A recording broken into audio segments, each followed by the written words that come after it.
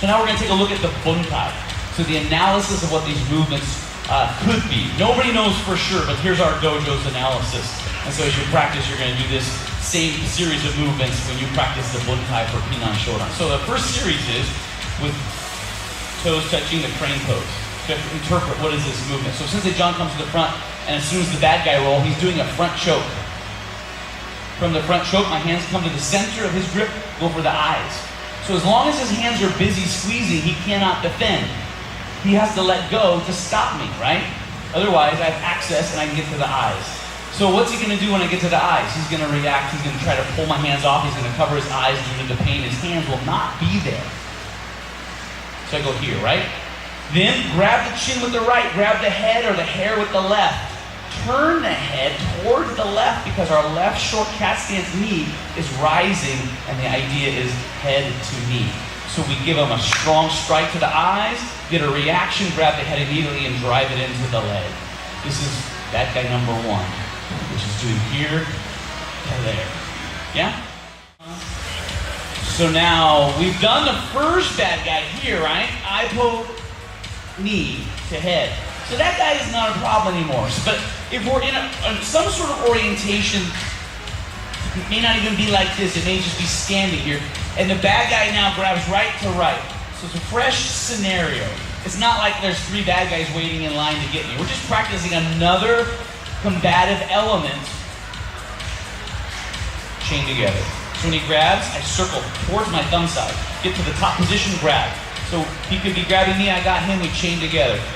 As I slide my front leg forward to do my first striking element with my hand, I'm going to be pulling on his arm to straighten his elbow. As I pull on his arm, I'm missing his body with my hand, but it's my upper arm, my bicep area, that's popping with my shoulder into the back of his elbow.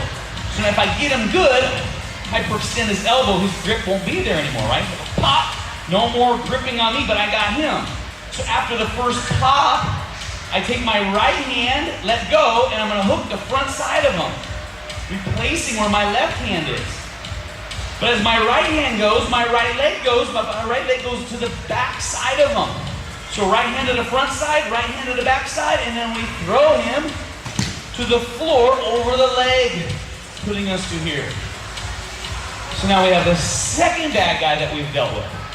So now you can practice dealing with the first bad guy, and then you can practice dealing with the second bad guy. Okay, let's put it together. So let's take a look at this again. Let's do the second bad guy that we've been practicing from here. We talked about this. Now, when I do my hook, right hand hooking body, and I step behind, if I sit down low and I take this hand and I pull him tight to my body, when I go up, he leaves the ground. So if he leaves the ground, he's not going to slide off or around my leg. I kind of can give him a little lift. But if I come around and I step shallow and I go like this and I start throwing, he just kind of like spins like so. And you probably have felt that. So you get nice and deep, crouch, pull him tight to the crouch, and you give him a little lift, they'll be off the ground. And then as you extend your arm over, they go. Yeah? Well, I got you. Let's do the second bad guy. Or the third bad guy. So we just did this move. Next bad guy is going to take their left arm and do a headlock, schoolyard style. Yes. So we're in this position, our head's getting controlled. I'm going to take my right leg. Remember, it's going to go there in the kata. So my right leg is going to go to the back side of the stance. My right hand's going to take, from this orientation, walk up his back, grab hair. If they don't have hair, keep going in between your faces. Hook the eye socket. Or the underneath the nose is a great spot. Or you can do the chin for hygiene. And then you're going to peel their head back as you continue to turn into a short cat stance type position. Couple options. One is you can continue with the head and just drive it into your knee. The other is as you turn, you can find their nearest leg and scoop their leg, and then you can drop them on the back on your knee. Right? So either variation is going to be fine for that bad guy. So let's do it one more time. So from here, make sure this leg goes to the back side of their stance. Walk this hand behind, grab something. Pull, hook their leg.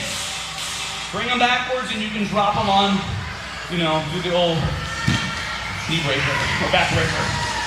Yeah? Or you can bring the head to the knee, either way. Okay, let's pick up. We got 3 bad guys now.